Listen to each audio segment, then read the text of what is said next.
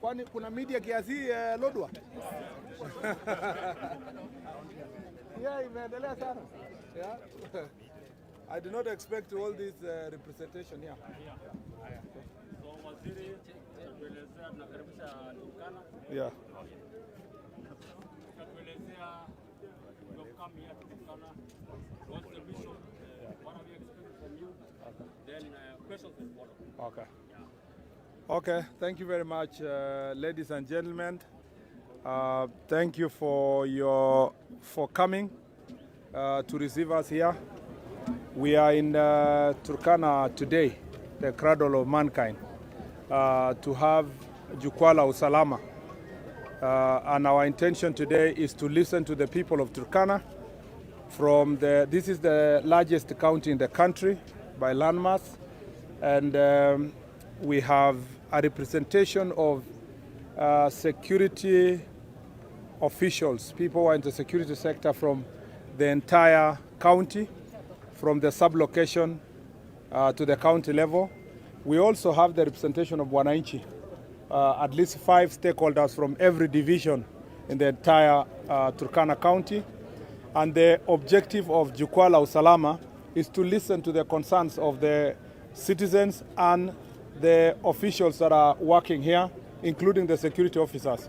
So all the OCSs of Turkana County are here present today, and the OCPD and the county security team is also present here. As I said, it's our objective to listen to them. And I have had a security meeting here with the regional and county security team, and I have a fairly some good brief about the main challenges of this area. As it is known in the entire republic, the first challenge we have here is the issue of banditry.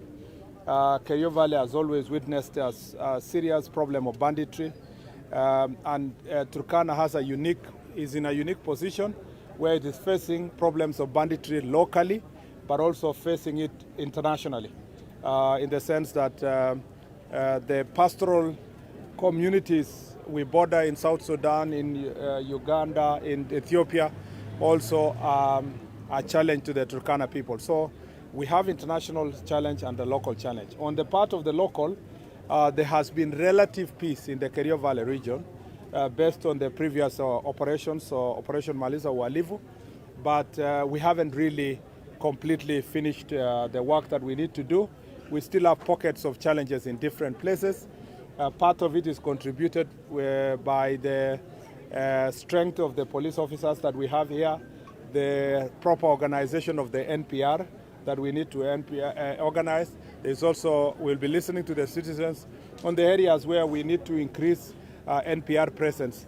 But this meeting also is happening at the backdrop or background of IG is working on the reform of the NPR to see how we can make it more seamless in terms of their welfare, but also in terms of accountability through the OCS, so that you don't have NPR having guns, but also harming the citizens. They must know that they are officers of national government. So on the Kerio Valley part, and then there was, as you very well know, His Excellency the President, when he came to office, ordered that we need to restore the schools that had been closed because of banditry.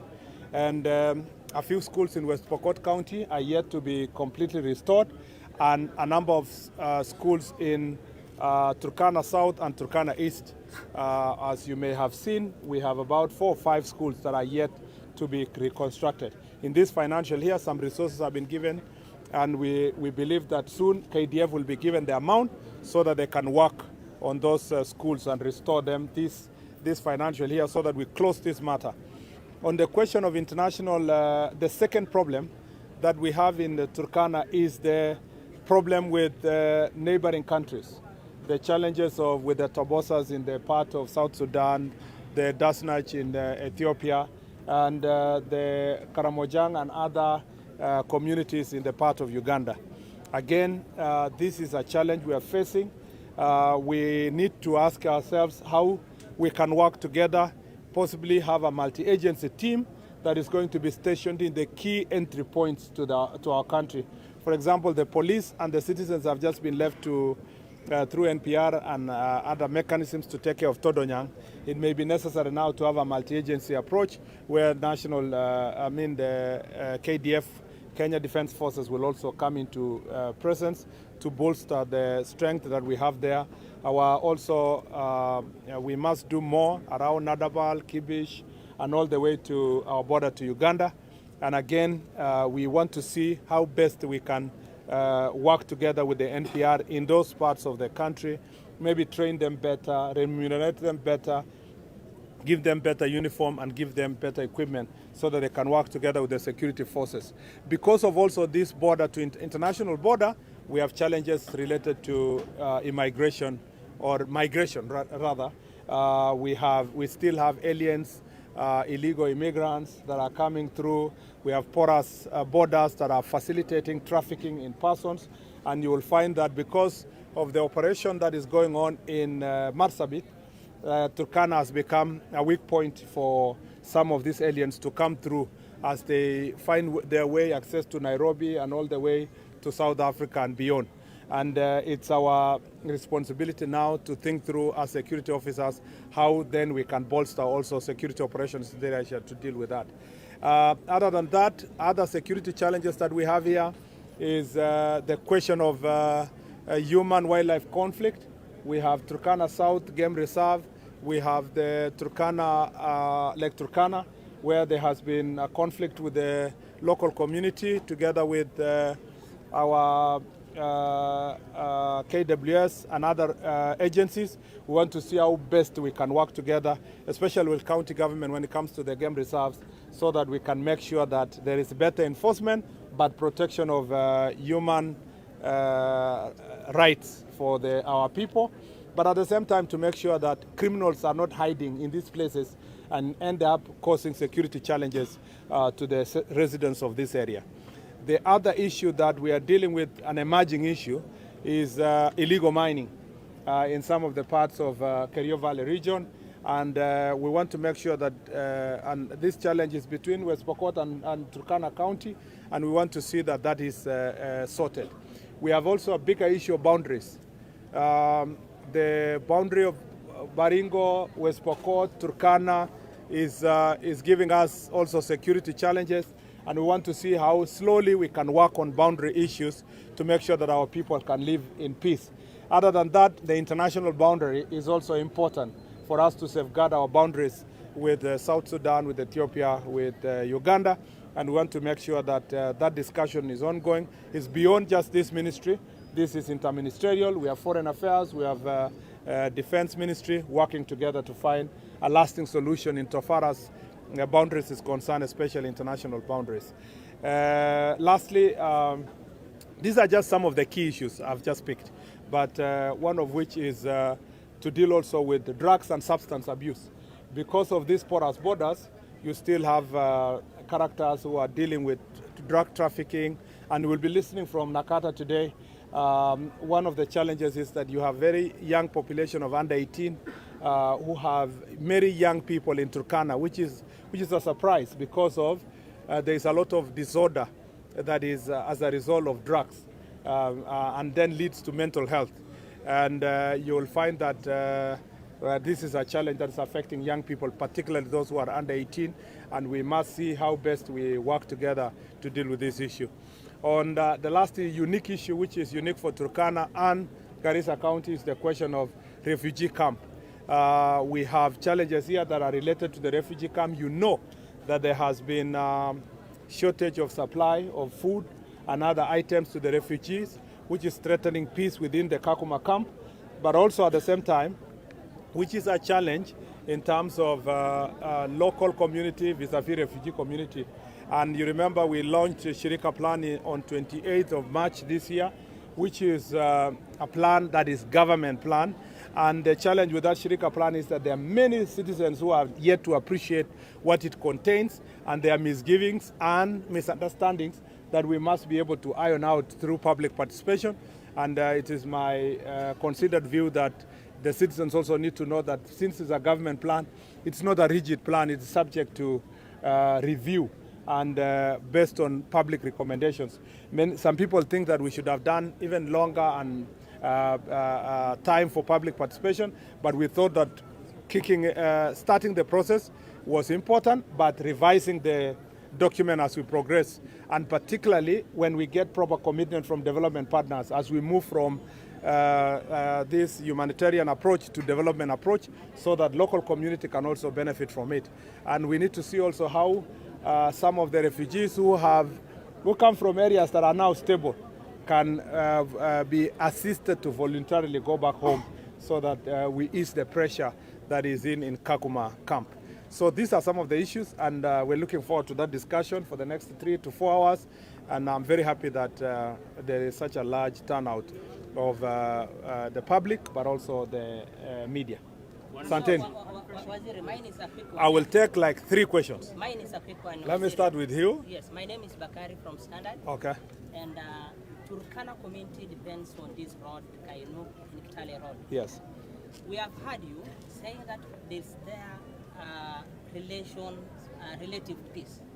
Why is it that now the curfew still I'll tell you about the curfew, and I'm sure that's one of those the discussions we'll have there.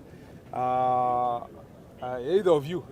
No, I'll start with the local. Yes. I'll come to you, Seth, and gentlemen. Was it for coming here? We have 3 more sub-counties that were created. That was Aro, Subuta, and Lokriama. Yeah. But the administrative officers that are here, the DCC, the sub-county police commander, they don't have houses, they don't have vehicles, and the government is expecting them to perform.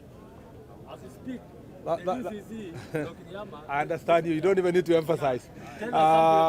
Let me say about, and then I'll take the last round. On the question of the road, I have been asked that because of the relative peace, we need to review the curfew, either to lift it or to review the times. I think for now, I will be listening to the views of the people, but we can review the time. We are amenable to reviewing the time, maybe to have a longer day until late evening, and then very early morning. And then if we say 10 to 4 a.m. works, then we give it 2-3 months.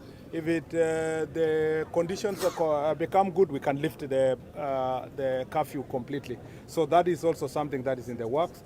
And then for administrative units, as you will see in the meeting, that is a major discussion there. You see, the day we wanted to give the administrative units, Wananchi was saying, give us the units, give us the sub-counties. We are telling them, no, we can't give you because there are no facilities, there are no offices, there are no houses for. They say, no, just give us. Let the county commissioner come, the deputy county commissioner, we will worry about the houses. Now that they have come, you are saying, no, why did you send people without accommodation? We are working on that. It is not a problem of Turkana alone. We have about 150 administrative units recently operationalized, that most of the DCCs are lacking officers. In our discussion, we'll be also seeing how best we'll work with NGCDF to help us partner together to build these administrative offices for our chiefs, for our ACCs, for our DCCs, among others. I'll take Seth, and then I'll take, where did the gentleman go? Okay. Just to, first of all, the local one, is security assured in Tolonyang and Tom, Turkana East. Okay. Families there have been awarded lot following the raids by suspected Ethiopian militia. Yeah. That is the first one. The second question is about your brief yesterday. There is a disparity between the figures in terms of number of fatalities. You announced 42 from the Sabasaba and the June 25th. The Kenya National Commission on Human Rights says the total figure is 61. So that disparity, can you address it? Yes, let me take you so that we finish once. Laman. Ni vizuri Seth ameuliza hiyo ya Todonyan. Yeah. Zipo zile familia ambazo bado zinatafuta mili ya Correct. wapendwa wao. Correct. Tungependa kujua ni hali imefika vipi sasa. Yeah. Wakati tunatangaza kwamba kuna juhudi ya kuimarisha usalama. Ya pili ni kwamba Police Reforms Working Group jana wakati ulikuwa unazungumza pia walizungumza wakasema kwamba kuna mili ya Wakenya wengi zaidi ambayo imekwama katika mochari ya hospitali za kibinafsi na kwamba kuna ripoti kwamba Wizara ya Hazina ya Kitaifa inahitajika kutoa shilingi bilioni 1.3 ili kuhakikisha bilioni 1.3. Yeah. Na kuhusiana na ripoti hiyo ni kwamba nyingi ya miili hizo ama miili hiyo walipoteza maisha yao wakati wa maandamano ya hivi karibuni. Kwanza niseme kwamba what was your first question, sir? Todonyang, yes. Oh, which is the same, which is tied together. On Todonyang issue, remember there is still pending verification of the exact numbers. And partly because people who are suspected to have lost their lives inside the lake. So in the absence of finding the bodies, it's become very difficult to verify the exact numbers and say with the utmost certainty that this is the number of people.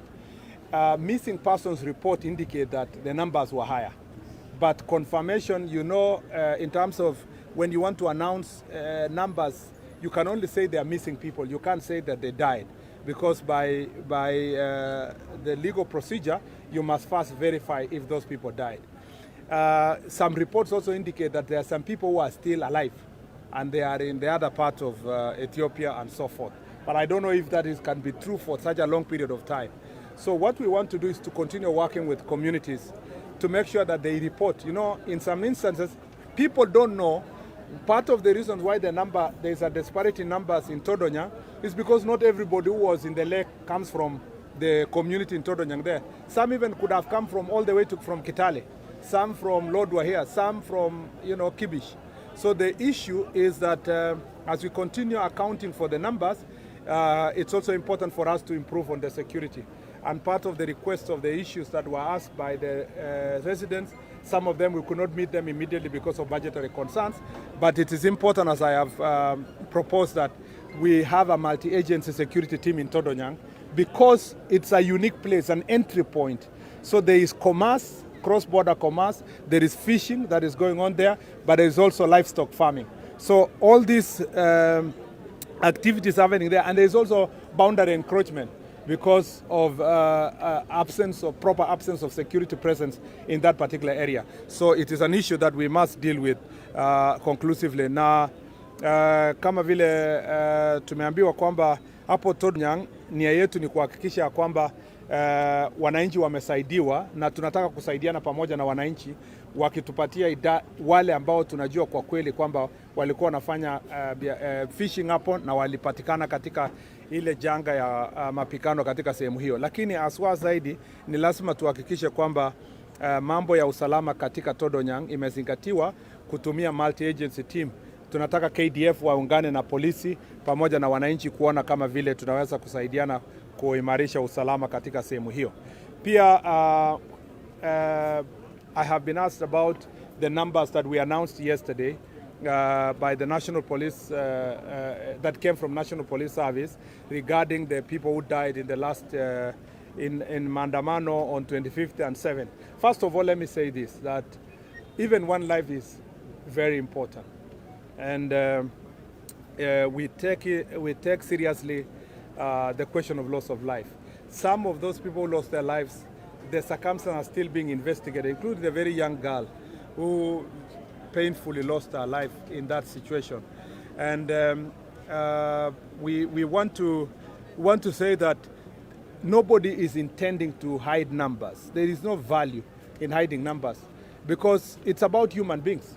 And the National Police Service has as a fast and signal. Immediately an incident happens, is reported directly to the National Police Service and it's recorded. And therefore, we have, if someone has a higher numbers than us, than the National Police Service, there is no problem. These are both national government institutions. They are national institutions. And there is no reason why they cannot meet and work on tallying those numbers for reasons of accountability. So my belief is that we want to see the list that comes from Kenya National Human Rights Commission. Sometimes, you know, these numbers also mix up with people who have died on other situations, either accidents or somebody who has died out of sickness. Some may be added to the number, or some may be subtracted in the numbers that the police has given. So there is, for avoidance of doubt, there is no, if the numbers eventually is tallied and it becomes 61, beyond the numbers that have been received by the police, we will say 61. If it's more than 61, we will say that, because it is not something that we are trying to hide. There is no gain in hiding the people who have lost their lives. And the circumstances under which they lost their lives, as I said yesterday, will be subjected to proper investigations. Thank you. Thank you. Asanteni sana.